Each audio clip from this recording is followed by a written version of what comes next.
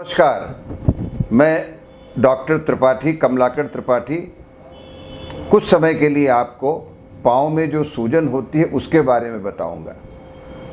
इसको अंग्रेजी में पीडल इडिमा कहते हैं और इसका अर्थ है पाँव में पानी का रुक जाना।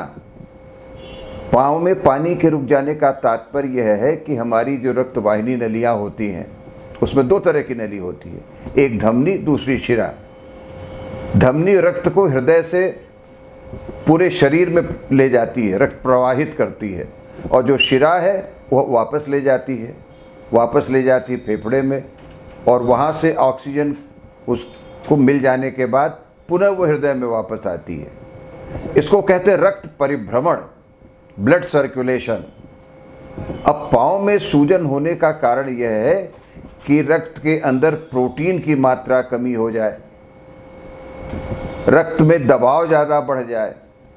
तो रक्त का संचालन कौन करता है? प्रवाह का हृदय करता है। अगर हृदय में दबाव अधिक हो गया, हृदय ज़्यादा रक्त बाहर की ओर फेंक रहा है, तो पाँव में सूजन हो जाएगा। दूसरा कारण है कि हृदय में ज़्यादा रक्त धीरे धीरे शनैः शनैः शिराओं द्वारा वापस हो, धमनी द्वारा नहीं, जिसको हम कहते हैं वीनस ऑब्स्ट्रक्शन, प्रवाह में कमी आ जाए। यह प्रवाह रचनागत हो सकता है, जिसमें कि शिराएं हमारी फूल जाती हैं, उसमें छोटे छोटे वाल्व होते हैं जो रोकते हैं, कपाट होते हैं। ये कपाट इस तरह खुले कि वो वापस धमनियाँ रक्त हमारे शिराओं में न जा पाए और वो हृदय में वापस न जाए।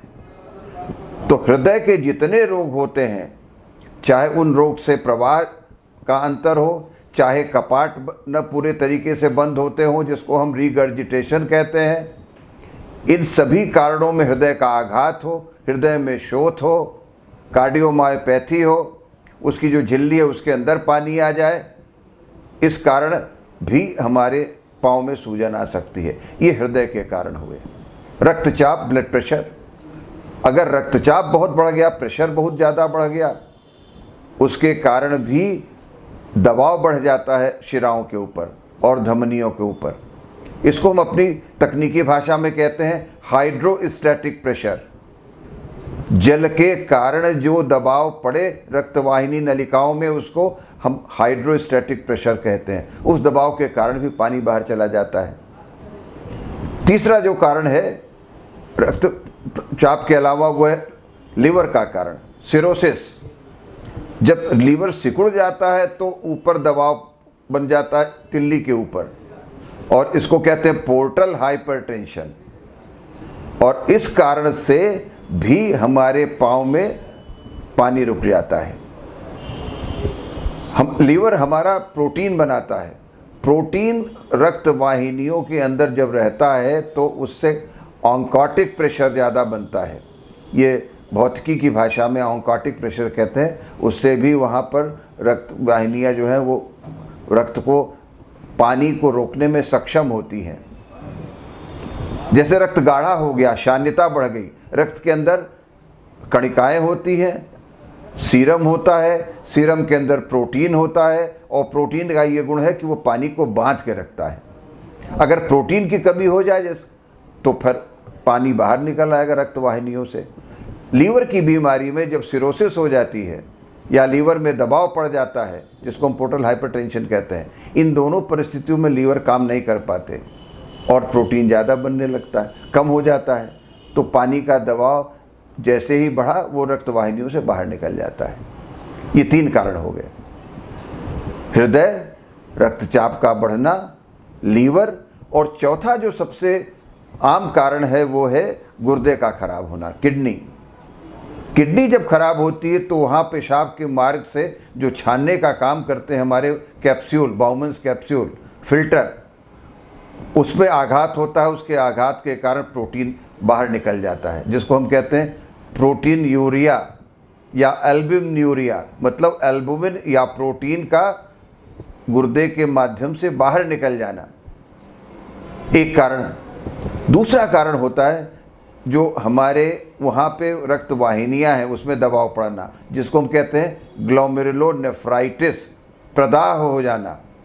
जो कोशिकाएं हैं उसके अंदर शोथ हो जाना, इस शोथ के कारण रक्तचाप भी बढ़ता है, इस शोथ के कारण एनीमिया भी होती है, हमारे शरीर में आयरन लोहे की कमी होती है, और जो हार्मोन वहाँ होता है जिसको एरिथ्रोपोइटिन कहते हैं, जो रक्त कणिकाओं के बनने में मदद सहायक होता है, यह भी कम हो जाता है। तो तीनों चीज़ें हो गई, रक्तचाप बढ़ गया गुर्दे की बीमारी में, रक्त की कमी हो गई, रक्ताल्पता हो गई, इसको हम एनीमिया कहते हैं, 2 हो गया, और तीसरा जो प्रोटीन था वो बाहर के निकल गया। इस कारण गुर्दे की बीमारी में सूजन होता है। यह सूजन प्रारंभ में चेहरे में होता है, जब सो के आप उठे तो आपका चेहरा भरा भरा लगे, और धीरे धीरे यह पाँव में सरक जाता है, इसलिए पीडोलिडिमा होती है। ये 4 प्रमुख कारण हैं: हृदय की बीमारी, लीवर की बीमारी, साथ साथ गुर्दे की बीमारी, और कुपोषण, न्यूट्रिशनल जिसको हम कारण कहते हैं, जिसमें कि भोजन इतना कम है हमारे शरीर में, उसमें प्रोटीन है ही नहीं। आंतों की बीमारी, बराबर पाखाना हो रहा है, पतला पैखाना हो रहा है, अब शोषण नहीं प्रोटीन का हो पा रहा है, इस कारण आंतों में शोथ हो जाए, तो ये चौथा कारण न्यूट्रिशनल हुआ। अब बहुत सारे मेटाबॉलिक कारण होते हैं, जैसे डायबिटीज़, मधुमेह में भी जब गुर्दे के ऊपर आघात होता है, हृदय पर आघात होता है, रक्तचाप बढ़ता है, तो पाँव में शोथ आ जाता है। हाइपोपैराथायराइडिज्म मतलब हमारी जो थायराइड ग्लैंड है, उस जो ग्रंथि है, वहाँ से थायराइड हार्मोन का कम बनना, इसके कम बनने में भी पाँव शोथ हो जाता है। इसमें चर्बी मोटी हो जाती है, मिक्सडीमा जिसको हम कहते हैं। इसके अंदर चमड़े और मांसपेशियों के बीच में ऐसे पदार्थ, कार्बोहाइड्रेट, पॉलीसैकेराइड जिसको हम कहते हैं, इस तरह के पदार्थ इकट्ठे हो जाते हैं, और उनके इकट्ठे होने की वजह से पाँव में शोथ हो जाता है। ये मेटाबॉलिक कारण हो गए।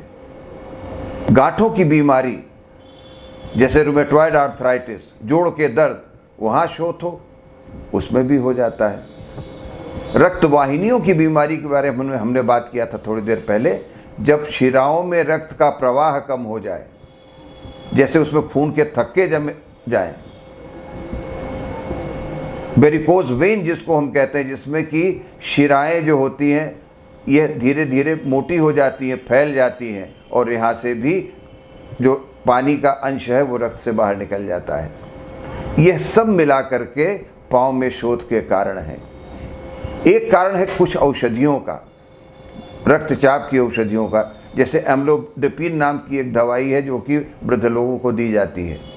अगर यह प्रयोग कर रहे हैं तो भी पाँव में शोथ हो सकता है। फाइलेरिया जैसी बीमारी होती तो एक पाँव में है हमारे देश में, मच्छर काटने से होती है। फाइलेरिया का एक तरह का विशेष प्रकार का मच्छर होता है जो काटता है, माइक्रोफाइलेरिया, वहाँ से लार्वा बनता है, वो हमारे शरीर के लिम्फ नोड के गांठों में आकर के इकट्ठा हो जाता है और उसमें शोथ हो जाता है। तो यह एक ही पाँव में होता है, दोनों में नहीं होता है। लेकिन अगर दोनों में साथ साथ हुआ तो फील पाँव जैसा, हाथी पाँव जैसा हो जाता है। तो ये 7वां कारण हो गया, जोड़ों की बीमारी। और इस प्रकार जितने भी रोग हमारे शरीर में रक्तचाप बढ़ाएं, अल्बुमिन की मात्रा कम करें, कुपोषण हो जाए, कुछ ऐसी औषधियां हम खाते रहें, ये सब मिलकर के हमारे पाँव में शोथ कर सकती हैं। सुनने में तो ये बड़ी घबराहट की बात है, लेकिन इसमें चिंता नहीं करनी चाहिए। समय पर जैसे ही आपको लगे कि पाँव में शोथ हो रहा है, अपने चिकित्सक के पास जाएं, वो आपका रक्तचाप नापेंगे, आपके लीवर फंक्शन टेस्ट करेंगे, आपके किडनी की जांच करेंगे, गुर्दे की जांच करेंगे, हृदय की जांच करेंगे, और इन सब जांच से पता चल जाएगा कि शोथ का क्या कारण है। सही जांच होने पे, सही समय पर और सही औषधि लेने पर अपने आप जो व्हाट्सएप में या और इंटरनेट पे ज्ञान होता है उस पर बहुत ध्यान नहीं देना चाहिए। कई बार वो ज्ञान जो होते हैं वो अधूरे ज्ञान होते हैं, ऐसे लोगों द्वारा लिखे जाते हैं जिनकी उसमें दक्षता नहीं होती है, किसी विषय से वो प्रभावित होकर के लिखते हैं। इसलिए उचित चिकित्सक के पास जाएं, उचित जांच कराएं, सही समय पर जांच कराएं, आप इससे मुक्ति पा सकते हैं। धन्यवाद।